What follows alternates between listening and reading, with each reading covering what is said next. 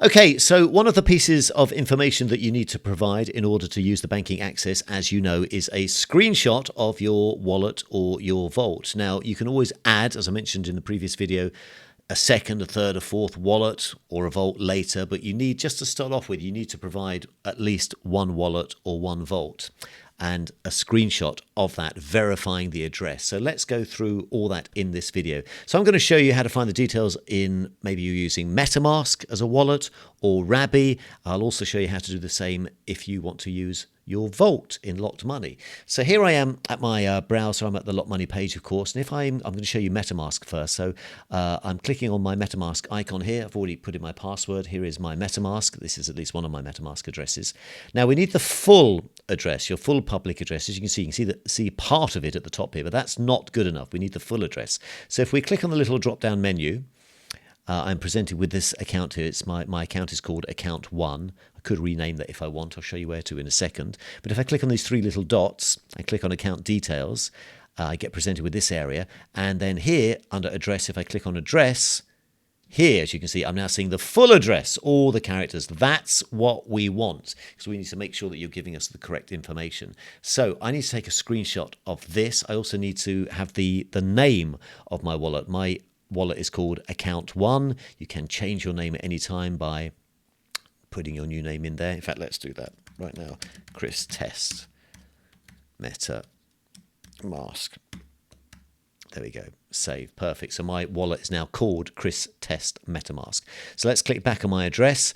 Here's the name, obviously, and here is my full address. This is what we need. We don't necessarily need to take a screenshot of the QR code, but I'm going to take a screenshot of this. So you'll need to take a screenshot. If you're using a Mac, you can do that on your keyboard. If you're using a Windows, you can do that on your keyboard.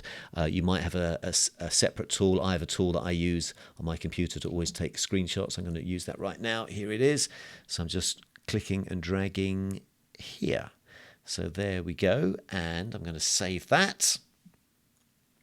Okay, so I'm now just going to save this on my computer, and I'm just going to title this Wallet MetaMask. So I've now got a screenshot saved on my computer titled Wallet MetaMask of my name of my wallet, Chris Test MetaMask, and there's my full address. So that is great. Let me show you how to do the same if you happen to be using Rabby. Okay, so here I am at a browser where I've got Rabby installed. So let me click on Rabby. I've already entered my passport, so we can see Rabby. And again, at the very top, we can see some of our address. It's truncated, so we want to see all of it. So let me click on that. And if I click on the main name of my account, this my Rabby wallet here is called Seed Phrase 1. Again, I can rename that if I want. Let me click on this. I could edit the name if I wanted to here. I could put this as Chris Rabby. That's fine. So I've now changed the name. So we can now see our name, and here's the full address. So this is, again, exactly what we want. We want the name and the address. So again, let me take a quick screenshot of that. And here we go. So I'm taking a screenshot of that. As I say, if you don't have a tool that takes a screenshot on a Mac, you can press Command, Shift, and 4, and that will take a screenshot. Command, Shift, and 4. On a Windows, you can click the Windows button and Shift and S, and it will take a screenshot. So different ways of using a built-in ability to take a screenshot, whether you're using Windows or a Mac. Let me just quickly save this on my computer. Let me pause the video while I do that. Then we'll go and take a look at my vault.